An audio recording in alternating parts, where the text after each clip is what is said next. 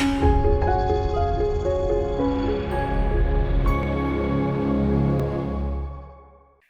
thank you very much for all the reminders.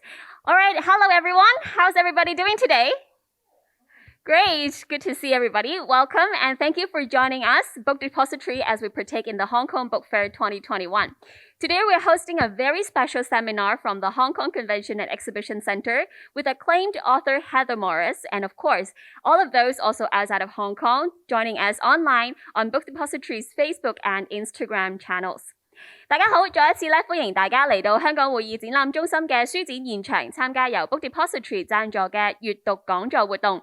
今日咧，除咗有在座咁多位之外咧，仲有好多喺海外咧、香港以外嘅 Book Depository Facebook 同埋 Instagram 睇緊直播嘅朋友咧，都會一齊聽到全球知名作家 Heather Morris 嘅寶貴分享嘅喎。Now, please allow me to introduce myself. My name is Patricia Yang. Of course, a fan of Book Depository and an avid reader, sometimes a writer myself. I'm so excited to be here with you all today and help host this special event that has all made possible thanks to the sponsorship of Book Depository and the support of Hong Kong Book Fair. 咁首先咧，我介紹一下自己先。我係嚟自香港嘅 Patricia Yang， 本身咧係 Book Depository 嘅擁躉咧，我自己咧都好中意睇書㗎。除此之外咧，都會透過寫作去分享自己一啲諗法。好開心咧，今日可以同大家一齊主持呢一個嘅講座。而今日嘅活動咧，能夠順利咁舉行咧，都係有賴 Book Depository 嘅贊助啦，同埋香港書展嘅支持㗎。For those of you who may need a refresher, Book Depository is a leading international book retailer with over 20 million books available and free delivery worldwide. Their vision is to provide all books to all by improving selection, access to, and affordability of books. 咁同大家都講下啦 ，Book Depository 咧係國際領先嘅網上零售書店，售賣嘅書籍咧超過2000萬冊咁多嘅喎，仲提供全球嘅免運費優惠。Book Depository 咧致力提供多元化又容易負擔嘅書籍選擇，希望所有人咧都可以享受到閱讀嘅樂趣。Now, before we get started, I'd like to mention that all attendees here with us at the Hong Kong Convention and Exhibition Center will be eligible to receive a stylish Book Depository's tote bag, along with an exclusive 15% discount voucher to use at the Book Depository booth inside Hall 1C A16. You'll receive these prizes at the end of the seminar. It's first come, first served. 咁活動開始之前呢，我哋有個好消息同大家分享下嘅。今日咧喺會展現場參與我哋講座嘅參加者咧，一陣間可以獲得我哋 Book Depository 咧個非常之特別設計嘅布袋一個，仲有呢一張獨家嘅85折優惠券，等大家咧可以喺展覽廳 1CA16 Book Depository 嘅攤位嗰度使用嘅喎。咁我哋嘅禮物咧將會喺講座完結之後派發，係先到先得嘅喎。Well, Book Depository will be hosting 3 seminar sessions in the coming few days, each featuring a renowned author. And today we'll have Heather Morris with us to talk about the timeless subject of writing and the power of listening. Well, let me give you a brief introduction of our author speaker today. Heather Morris is a native of New Zealand, now a resident in Australia. In 2003, she was introduced to an elderly gentleman who might just have a story worth telling. The man, Lale Sokolov, entrusted her with the innermost details of his life during the Holocaust. Originally writing Lale's story into a screenplay, Heather reshaped it into her debut novel and a New York Times bestseller, The Tattooist of Auschwitz. In 2019, she published her second novel, a sequel, Silke's Journey. Now, before we invite Heather to share with us her amazing journey to publishing her book, we would like to have a quick warm-up game with all our attendees here in Hong Kong and those of you joining us online. Now, without further ado, let's look at the question we have for you. Let's see if anyone knows the title of Heather's new book to be published later in the year. You may now scan the QR code on the screen to enter our real-time polling and place your answer. So let's take out your phone and scan the QR code. We'll review the results very soon and let's see who is getting the answers correct. Wow, a lot of you are choosing 3 sisters. And let's see if anyone is picking the other options. Wow. I'll give you a few more seconds and see how you're going to respond to this question. And now, why don't we get the answer from our author speaker today? Please welcome Heather Morris. Wow, hello Heather. Hello. It's very nice to see you here at the Hong Kong Book Fair. Look, delighted to be here with you, Patricia, and everybody there in the audience. Thank you Wow, so thank much for you. this wonderful invitation. Thank you. Right, we're very delighted to see you as You well. look wonderful, everybody. Yeah, please give a big round of applause to welcome our author speaker today. Thank you very much. So Heather, how are you feeling today? Is it your first time speaking to a Hong Kong audience? Yes, it is. And I'm feeling great about it. I do wish I could be there with you, but, well, you know what's going on around the world. There's this little thing called a pandemic that's keeping us apart. Right. Well, I know we have more viewers tuning in from different channels beside our audience in Hong Kong. We also have people tuning in to our social media channels to join us online. Do you have something to say to them? Thank you. Thank you. For some of you, I know it's probably a very ungodly hour of the morning or the night. I do appreciate whenever people take time away from their busy lives and disrupt their sleep to be able to, listen to me talk some more about the incredible stories I've been lucky to be given. Or I'm sure they're very excited to hear from your sharing. And well, before that, let's look at the polling results, just now the warm-up game that we just had. And let's look at how our participants are responding to the question. Well, let's look at the results. Okay, most of our participants picked Three Sisters. Well, Heather, would you like to tell us about your new book? I would be delighted to tell you about Three Sisters. This is a book I'm so proud to be bringing out in October this year. It's a story, as the name suggests, of three sisters, three amazing young girls. And they were just young girls. The youngest was 15. They were 15, 17, and 19. Now, the story I'm telling is just not another Holocaust story. Yes, there are links to Lali and Gita and Silka, but the story goes beyond that. I tell you of the incredible journey they had during a death march, how these girls survived weeks on the run in Poland and Germany trying to escape and get to safety. And then when they finally did get back to Slovakia and not being made welcome there, they made the decision to train to go and be part of the young people who went to what was Palestine for the creation of the State of Israel. So the third part of it is about that time, at that very pivotal point in history when the State of Israel was being created and the girls' involvement there. And it's amazing. Wow, it's very intriguing. I'm very looking forward to reading it already. And but Heather, I'm sure whatever your book is going to about, our audience here would be keen to read it because I know many of them here in the audience have been so enticed with the Tattooist of Auschwitz. So we know that the social distancing restrictions actually allowed a lot of time for writers to create new stories and new projects. And we definitely want to know more about your next new creation. If you have any things new in the pipeline, do let us know. Now, before Heather's sharing, a quick reminder to our audience, books by Heather Morris are all available to purchase on Book Depository. You can also pre-order Three Sisters on Book Depository now. As just now Heather reminded, the book will be released in October this year. So do take your time to pre-order at Book Depository. Now, also, I'm sure many of you may have questions for Heather. If you do have one and you would like Heather to answer them, do scan the QR code here we've shown on screen, and you can submit your questions for Heather. For those of you joining online, you can always make sure you're using the chat function on the live chats. You can submit your questions there, and our moderators will be picking the interesting questions, and Heather may answer them during the Q&A session after her sharing. Now, I'll pass the stage over to Heather, and she'll share with us about writing and the power of listening. Over to you, Heather. Oh, look, thank you so much, Patricia. This is a wonderful opportunity for me. When you talk about the power of listening, in my first and probably my only, now this book came about because I was sitting in Košice in Slovakia with my publisher and neighbors of Silka. So any of you who have read Silka's journey, you know what I'm talking about.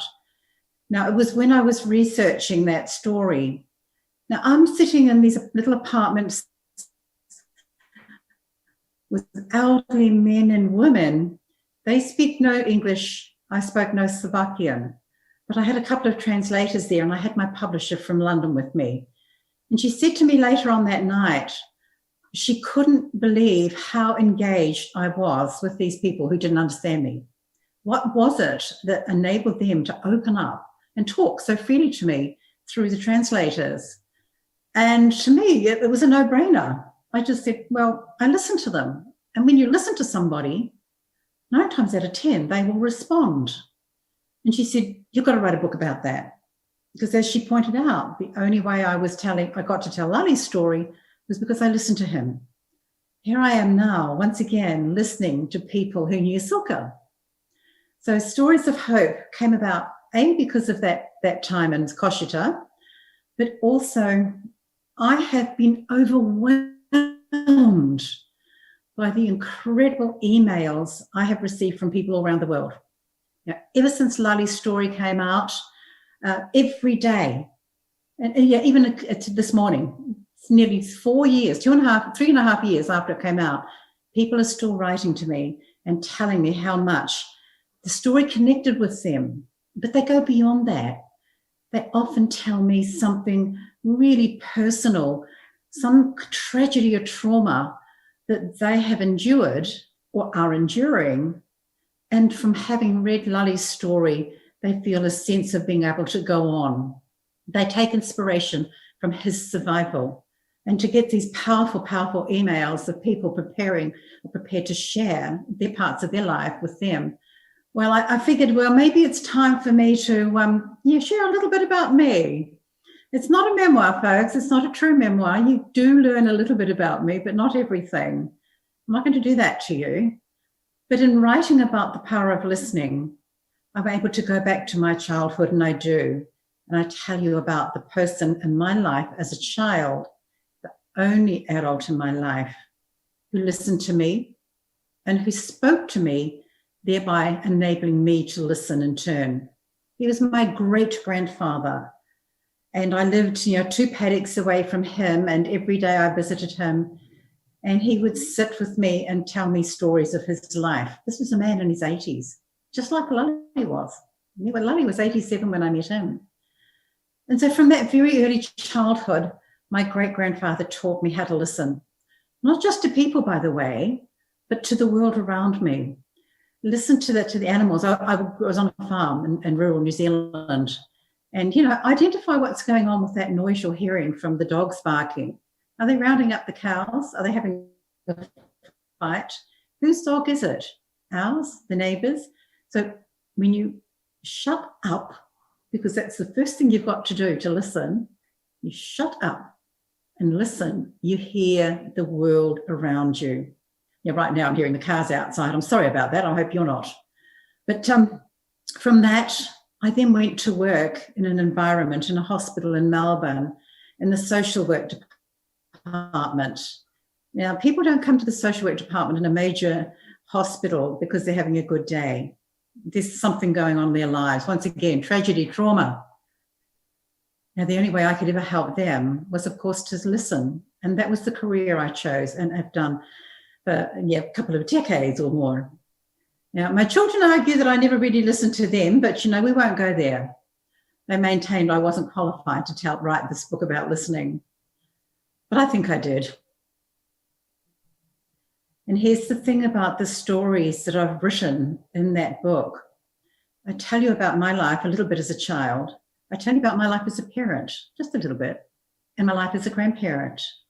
I share some little stories, little vignettes of my time working in the hospital.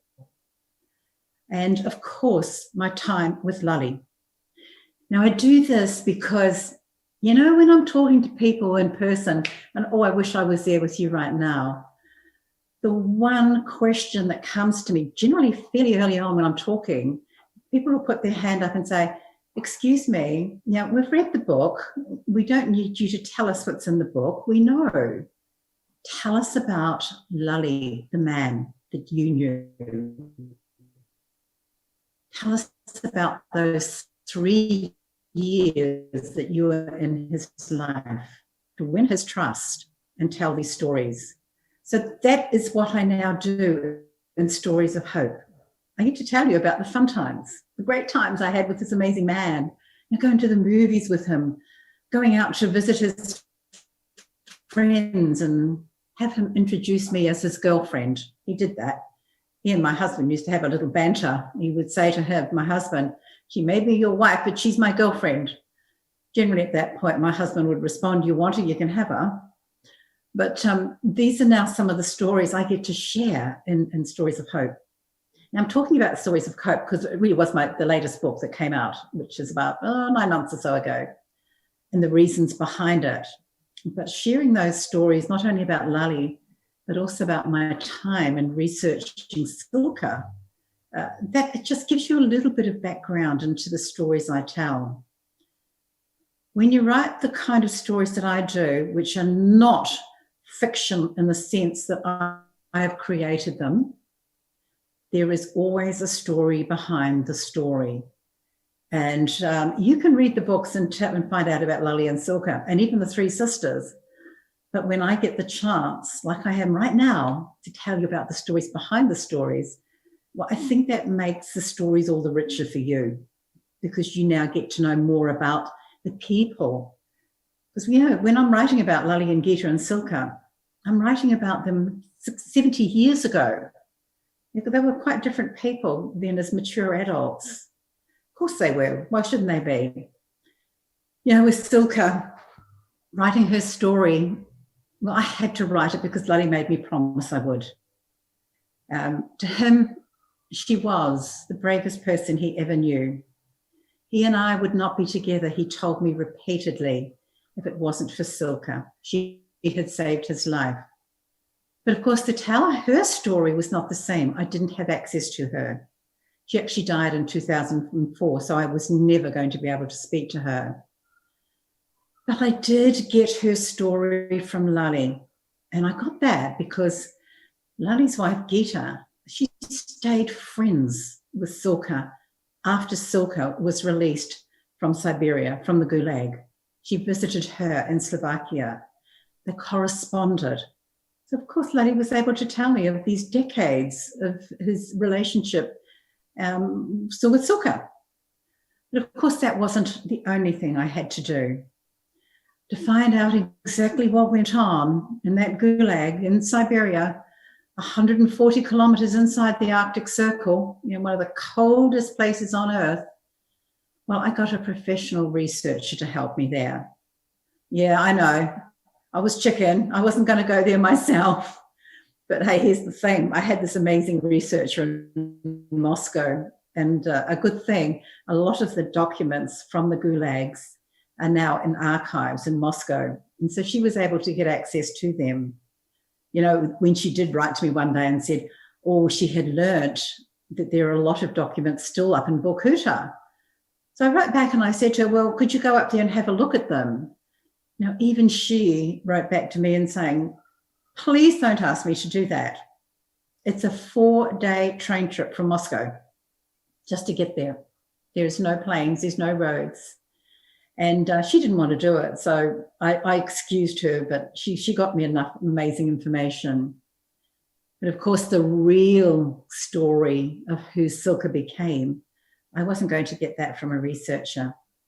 And this is a part of research that I always insist on doing myself. I was the one who then made the visits to Slovakia, to where Silka had lived for nearly 50 years after she was released. I'm the one that will go there and meet the people who knew her for decades, the friends and the neighbors who could tell me about this incredible woman, this young girl who at 16 years of age, folks, she was just 16 when she was taken to Auschwitz. And for her to survive 3 years there and then 10 years in Siberia, and to be able to go on and have what is described to me as a wonderful, happy life. What does that tell you about the endurance of this incredible woman? And so I'm so privileged and really humbled to be able to tell her story. And I got it from those people who knew her. I also had some incredible success with the authorities in Slovakia. They let me see documents that I really had no right to. I'm talking about Silka's family background, marriage details, births, deaths, all these incredible documents that were 100 years old in some cases, looking at her parents and their marriage and births. And they're all written in beautiful journals kept in these small towns in Slovakia. And to there I went and got to see these documents and speak to people there who could tell me the story behind her family. And also to be able to go to the town where she lived before she was taken and visit the ruins of the synagogue where she and her family. I also got to meet a man there who had a photo of Silke and her family. I think Silke's about 14, maybe 15, not long before she was taken away. And this photo is what absolutely nailed it for me. This was the photo that then told me how Silke had survived all the horrors and evil that the world could throw at her. In this photo, she is sitting in a car with her family. It's one of those cars, it's a fully convertible, there's no top on it. And in the back, her mother is sitting with her two sisters, and this elderly man whose photo it was, because his family, his parents knew her parents. And for some reason, he kept this photo. And so the mother and the sisters are in the back, and sitting in the front is Silke and her father. Silke is the person behind the steering wheel, as if she's going to drive the car. And this incredible man told me that what he knew of Silke was that even at that very young age, she was the driving force in her very own family. She was the strong one. She was the one who her parents and her sisters had to acquiesce to. So from a very young age, this incredible young girl knew how to survive, knew who she was in this world, and no matter what we threw at her, she was going to survive, get through it, and remain this incredible woman that she was. If I'm going on a little bit about Silke, please forgive me, but I just feel so desperate to be able to tell her story, a story of abuse, sexual abuse of a young girl, because it's a story of abuse that is not written about and spoken about very much. There has been a bit of an effort to kind of whitewash the abuse of females during times of wars and conflict and just not talk about them. The research we did as to why that was the case, well, we found out that people thought that they didn't want to shame these women by saying what had happened to them. Well, this is where I get really on my high horse and say, it's not their shame that they were abused. Letting them live for decades in silence, unacknowledged. So that is also, for me, one of the main reasons of telling her story. And of course, I promised Lully.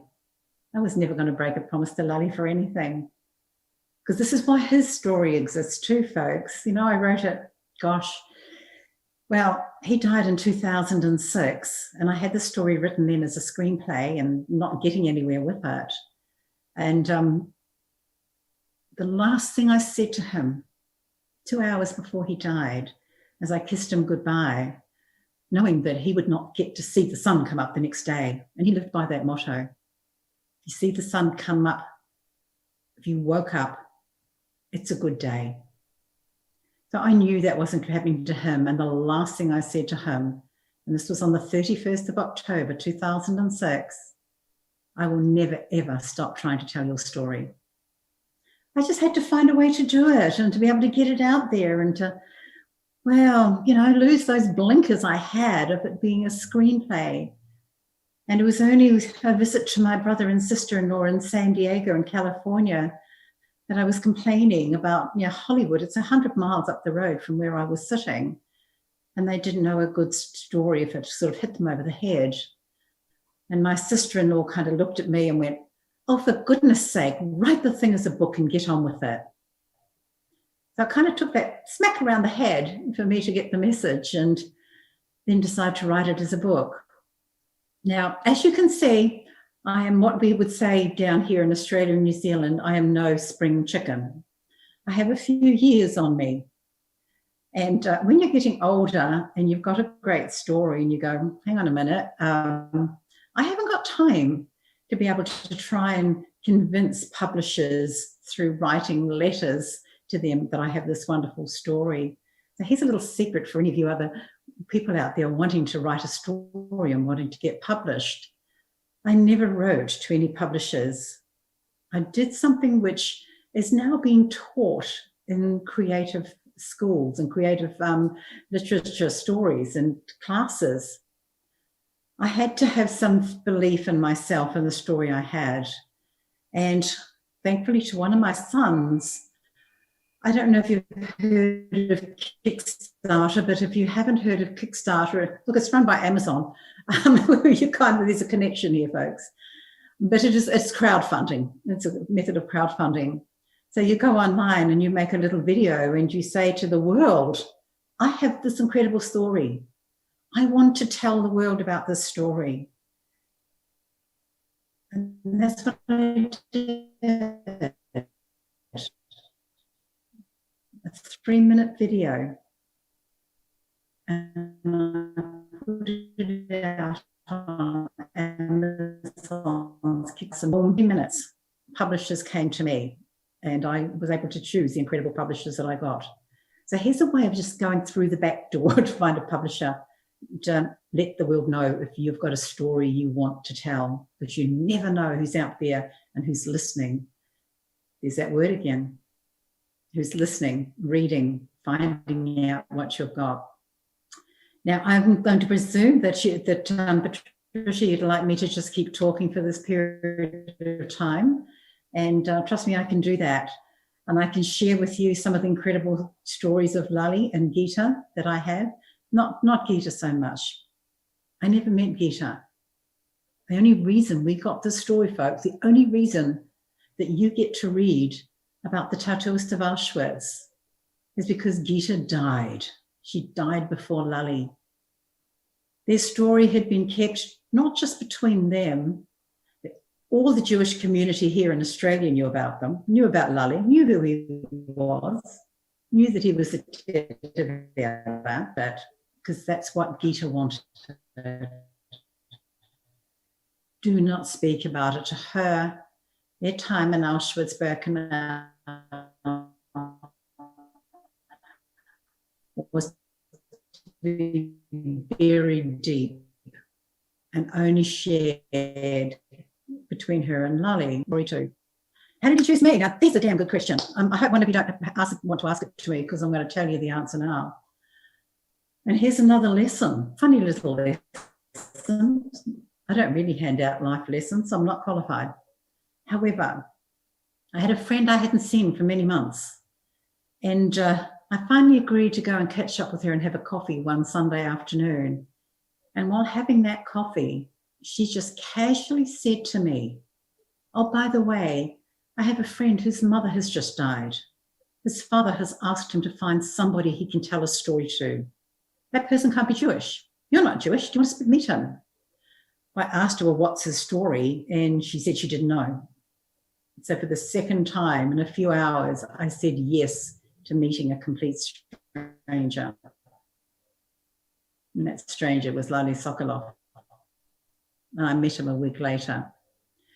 So if somebody says to you, can we catch up for a drink? I know we can't do it quite the same right now. Or can we catch up and do a movie? Unless you've got a good reason not to, say yes. You never know where that can lead. And look where it's led me. I'm 68 years old and I'm living the dream. I'm not liking living the dream in lockdown in Australia, but the world will open up again to me. And, we will see how things play out, because I'm desperate to be able to get out in October when the book is released in many countries and be there in person like I want to be with you now and talk about Three Sisters in person. Now, here's another thing about listening and how I got that story. So really what I'm talking about to you today really isn't, it's about getting stories, even if you don't do anything with them, to be able to hear somebody's story, even if it's just a short little vignette about a time in their life, that's a real privilege. You should see that as a privilege. Many, many people have written to me and asked me, well, how do you get someone to talk to you? I've already given you the first hint, and that's shut up. But look for the clue that somebody may want to tell you something. If you've got an elderly, particularly if they're elderly, because they're the ones, let's face it, they've lived life, and so they do have stories. But if there's somebody in your life, and you might know a little bit about an event in their life, but you don't know the whole story, think about someone in your family or friend, and whenever you've visited them, there's been a picture on the wall, a photo, some kind of piece of art, a little trinket, something on the mantelpiece. And it's been there for forever. You can always remember it being there. When the time is right one day, just pick it up and ask the person, the owner of that, what can you tell me about this little figurine or that photo you have there? Where was it taken? Where did you buy it? Who was with you when you bought it? Because I don't know about you, but for me, everything that is seen on display in my house is there for a reason. It means something to me. There is a story behind it. And that's a good way to get people talking to you, is find something to trigger the memory of why somebody has that thing in their life, and it stays there. You can see some objects, I think, behind me. And yes, every one of those means something, trust me. What about the one up the back there? I think that might be an empty container of something. We won't go there. But that is a good way to be able to get someone to talk to you. And here's the thing, just let them talk. Just let them talk. Do not come back with them with, oh, that happened to me. Oh, I know somebody that happened to. Don't try and put yourself into their story. And I think you'll be really, really surprised what you will learn about the people in your life. Yeah, and look, I have to admit that I've made mistakes. I really regret how little I know about my own father. I never took the time to ask him the questions. But I do about my great-grandfather, because he took the time to talk to me and I took the time to listen to him. It was just time and place growing up. Children were to be seen and not heard in rural New Zealand when I was a girl. You know, our place was outside playing or inside helping, and very little conversation happened. Really sad, isn't it? So, you know, I made a point of it with my children not to do the same. And that's what we do, isn't it, as parents. I'm not going to repeat the things that my parents did that I didn't like. So that's how you find stories. And I'm not talking about novels and books. It's just a way to get to know the people in your life a little bit better. Because you know, the other time people find out about people who are very, very dear to them. And this is the other part of what's been said to me when I talk. People are upset and get distressed when they say to me, why did I have to learn about my mother at her funeral? Why was it when she passed and I'm at a funeral service for her, that her friends going back many decades are getting up telling stories about my own mother or father or grandparent that I never knew because I'd never taken the time to ask. So they live with that regret. They never asked. So I'm not going to give you lessons. This is not about giving lessons. It's about writing stories, and it's about listening to stories. And they come to you. They will come to you. Because now I'm going to tell you how I got to tell the story of the three sisters. Again, the story behind the story.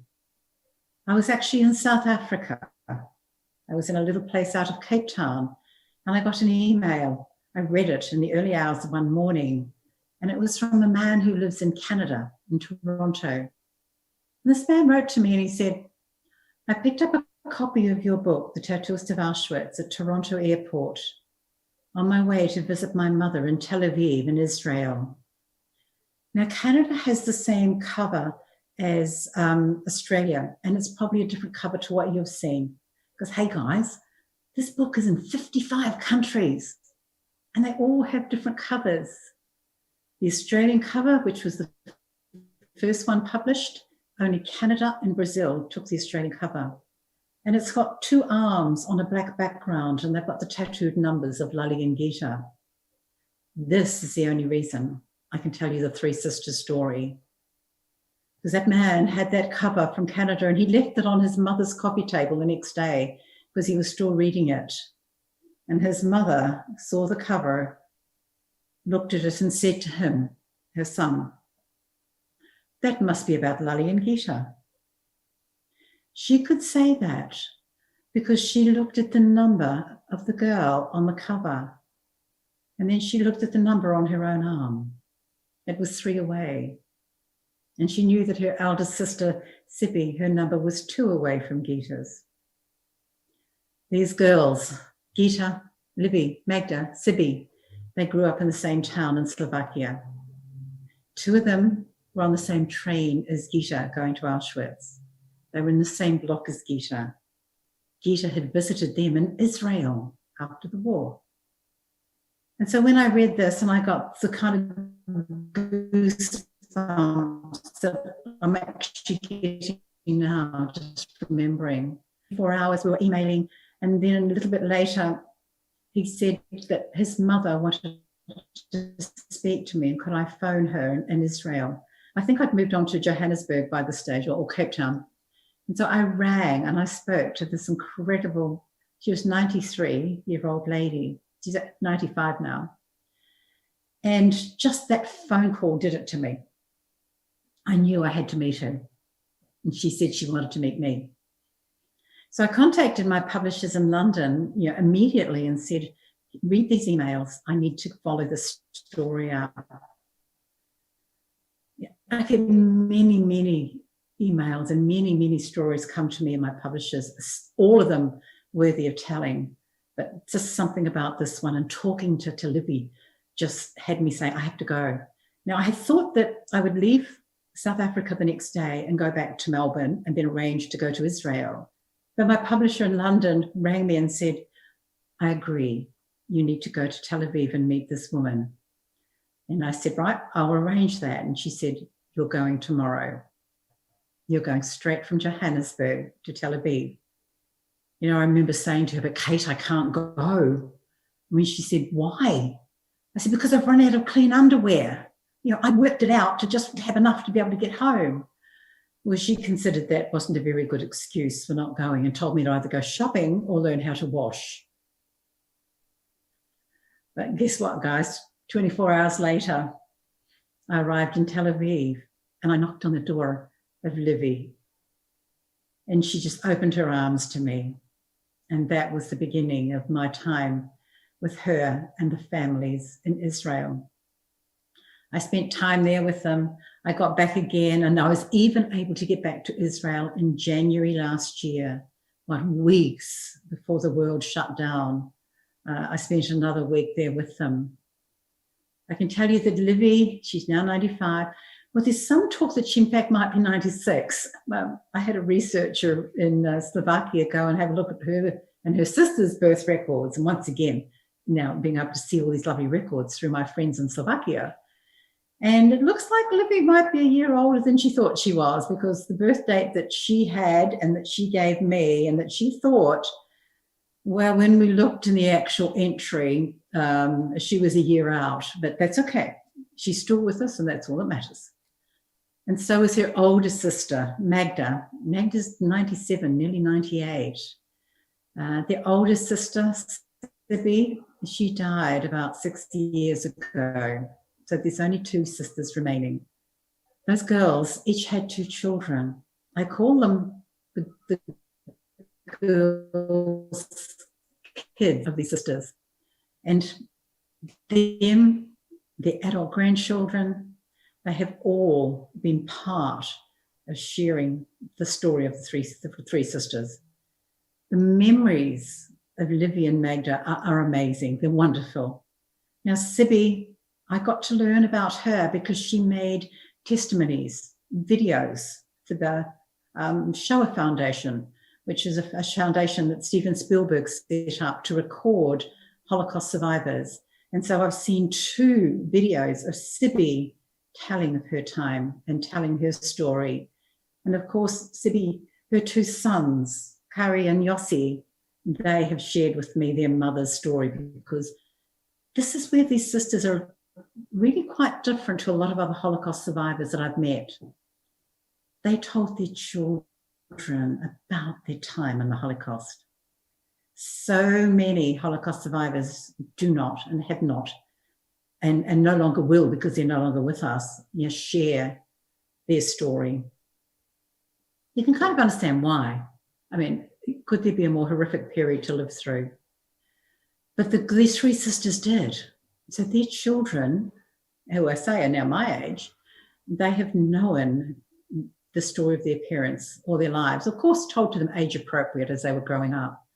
But you know what? As these two beautiful, beautiful women started telling me more and more of their story, things did come out that they actually hadn't shared with their children. And it's been quite a journey for them to actually learn now parts of their parents' story that they in fact didn't know, and how I've had to deal with that and navigate that with these adults and their grandchildren, who are adults also, because they've got great-grandchildren also. That's been an interesting event for me. That's been something very different, me learning things about these women, these girls, that in fact their children didn't know. But it's all gone really, really well, and everyone's supporting each other, and wow, photos, documents, incredible stories from them. I think I've hinted at you a little bit about where the story goes. It goes from Slovakia. And by the way, that the Holocaust part of it, the book, there's two storylines running in it. Because Livy, who was the 15-year-old, she was the one who was told she had to report on a certain day to go to work for the Germans. By the way, this is April 1942. Can I tell you, if you don't know, the Slovakian Jewish boys and girls were the first Jews taken into Auschwitz. They were the very first country that were taken in March, April 1942. So 15-year-old Livy was told she had to go and work. They weren't told where they were going. You had to go and work for the Germans. Her sister, who was 17, Magda, she had been unwell, and a very kind Christian doctor in their town, he knew things were going on for the Jewish families in Slovakia, and he persuaded their mother to, well, let him put Magda in hospital.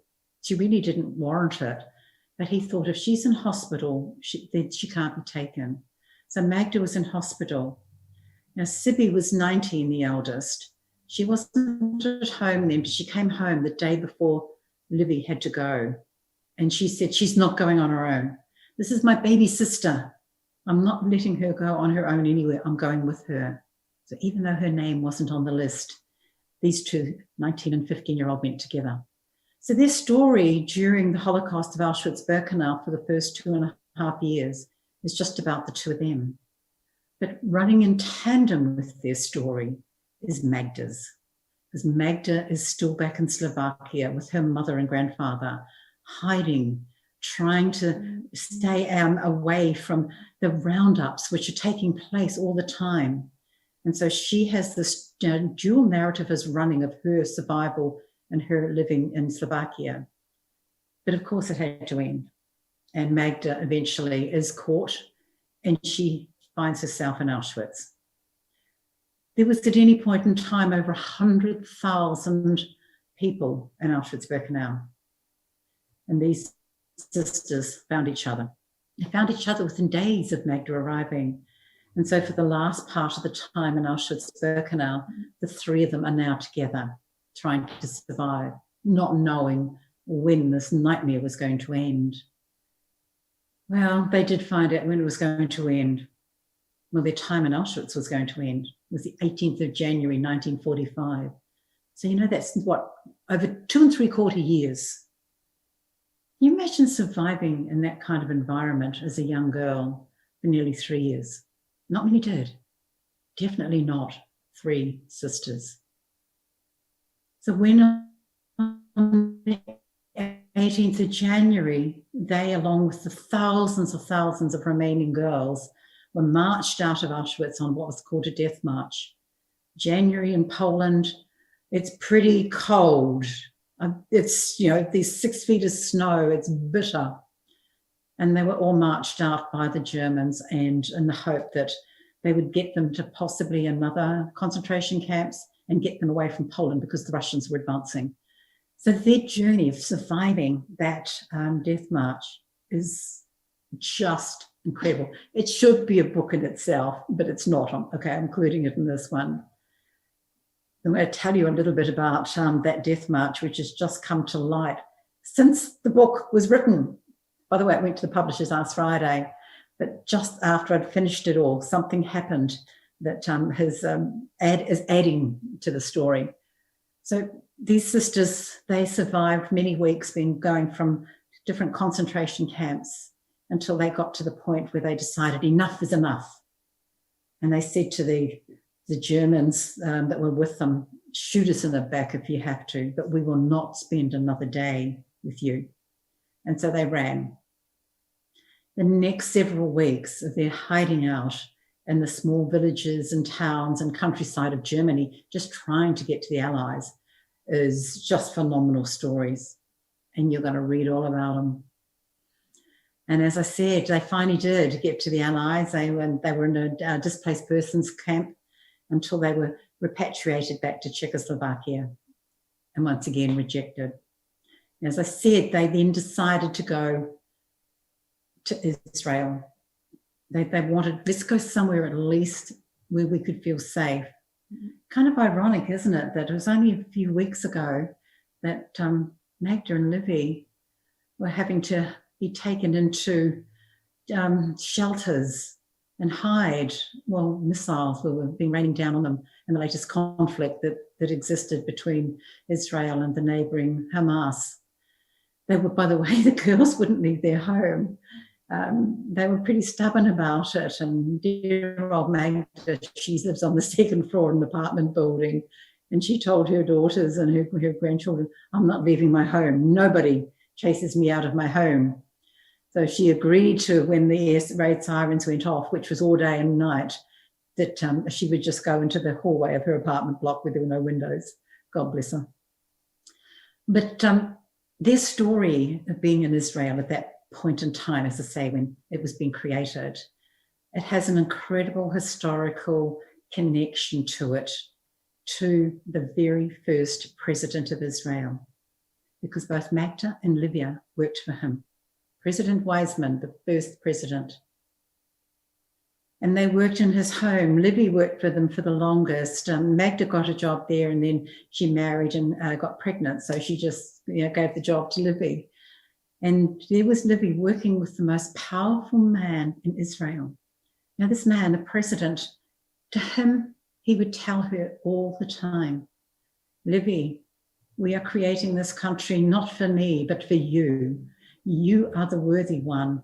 You are the one who has sacrificed and paid the biggest price, the loss of all your family except for your sisters. So her time working for the president and meeting, she was just a young girl still, young woman. And leaders from all around the world were coming to Israel to meet the first president of this new country. And the first person that he had them meet was his maid, Livy. And he told them about who she was and why they were doing it. So that's what part of the story, that's the story you're going to hear about being in Israel. I don't take the book all the way up to their lives right now. That would be volumes. And so I just get it to the point that all their 6 children are born, which is 1955. So these 3 girls, they each had 2 children. One had 2 boys, one had 2 girls, and one had a boy and a girl. All these cousins, all now, as I say, adults my age, so close because they grew up. It's just this one big family. And wow, what a family they are. I love the fact that they now are including me as being part of that family. Libby actually apparently asked if she could adopt me. I pointed out that I was probably getting a bit beyond the adoption phase, but it was lovely of her to offer. But reading the story, and in the back, I do give you some more follow-up information But hey, here's a little bit of a snippet, a little bit of, I haven't been able to speak about the story much because it's not out yet. But when I was with Magda and Livy in January last year, Magda, she doesn't speak much English. She understands more than she speaks, but Livy and other family translate for me. And she just casually said, oh, she wrote a diary during the war. And everyone looked at her and went, really? Well, where is it? And she said, I have no idea. So it was just expected that whatever she wrote was long, long gone. And then it was only about 2 months ago. So I'd finished writing the manuscript. You know, it's with publishers and editors and it's being sent around the place, but it's finished. The storyline is finished. And then I get a call from Livy's, actually her daughter, saying, get onto WhatsApp video. I need to talk to you. And she tells me that Magda has found this diary, this journal that she wrote 77 years ago.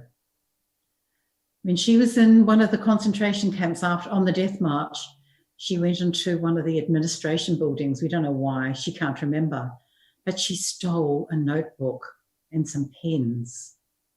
And so what we now have is 50 pages written by this, she was now 20 years of age, in real time, documenting exactly where she and her sisters are on a death march and what's going on.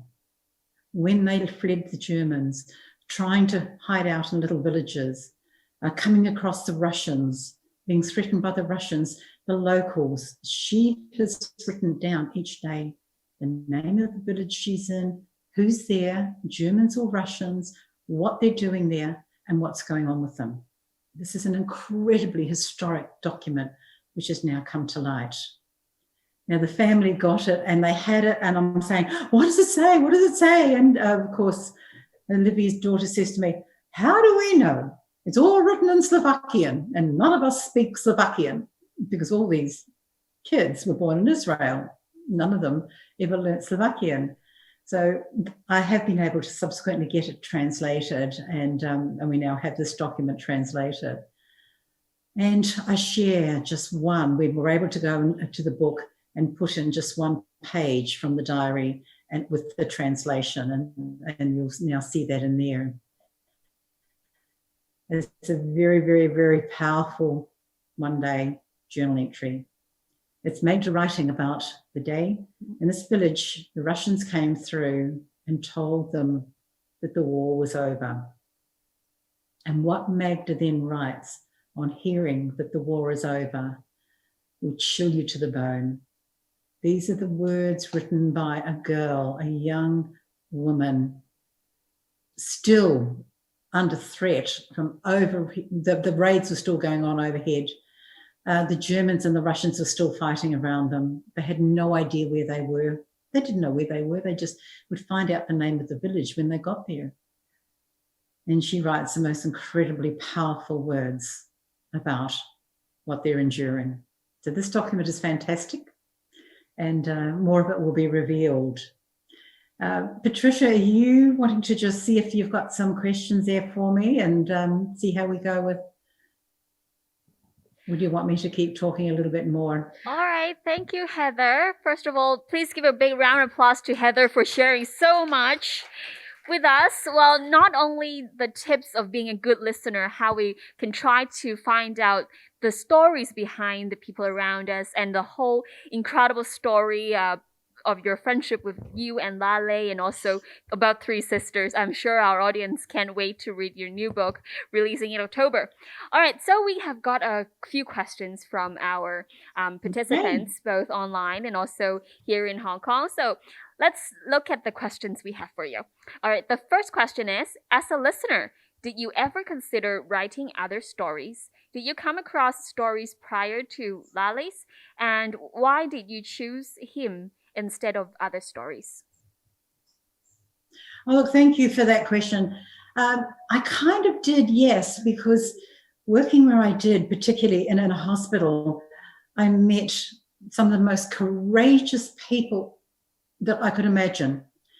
And you know who to me were the most courageous and whose stories were the most brilliant? I actually have written a screenplay about one of them, were young children. I'm talking about perhaps teenagers. And I did quite a bit of work with teenagers who were on the cancer ward. And not only the bravery of these youngsters, but their parents and their family. And look, I hope none of you have been touched by this. I suspect some of you will have, because that's just the reality. But yes, these stories, the thing about a lot of stories that they are just what we call vignettes, short stories. Now, I have taken one of those storylines from my time in the hospital about a young boy, and I have written that as a screenplay, and my publishers have offered me to publish it if I write it.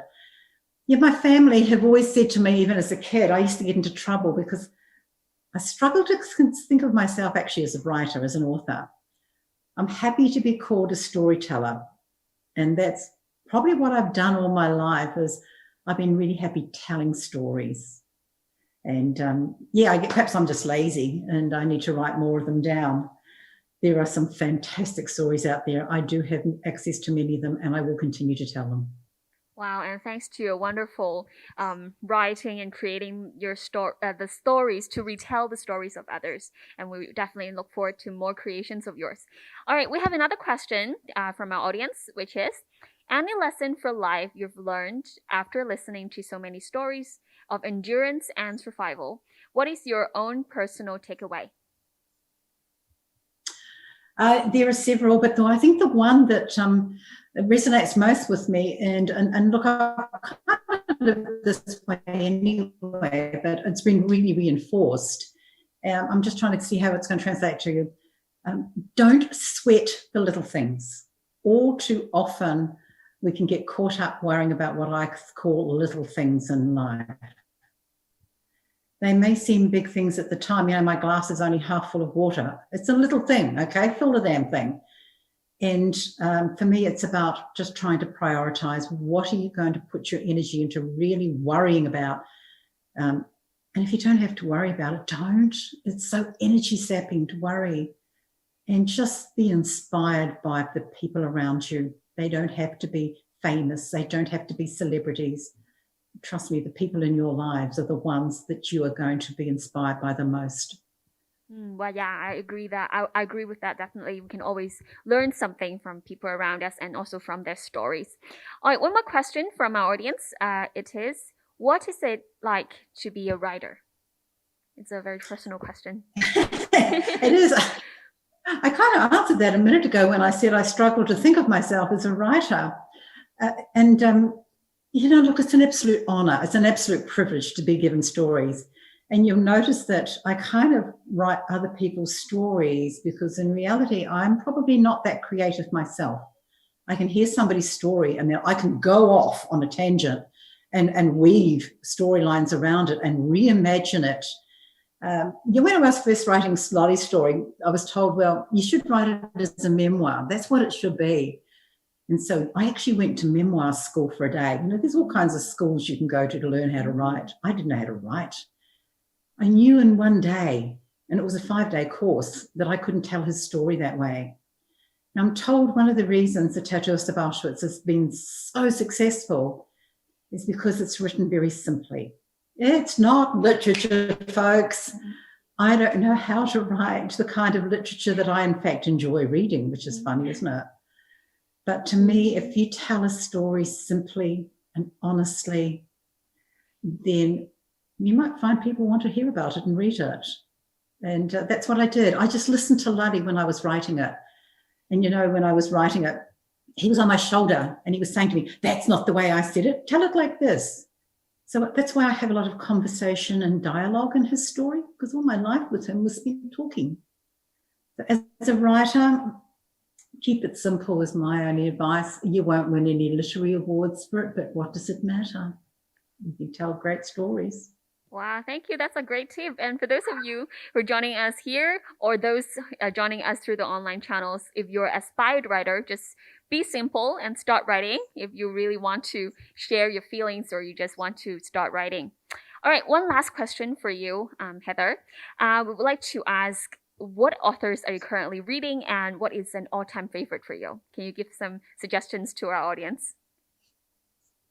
Yes, look, I have two categories of reading now. What I'm currently reading is a book by David Baldacci. I am a big fan of those sort of crime thrillers.